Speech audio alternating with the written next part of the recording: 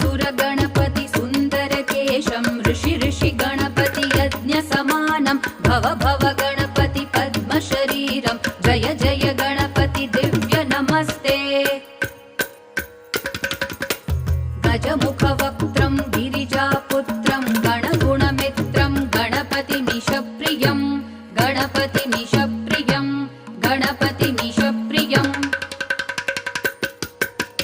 करधृतपरशुं कङ्कणपाणिं कबलितपद्मरुचिं सुरपतिवन्द्यं सुन्दरनृत्यं सुरचितमणिमकुटं प्रणमत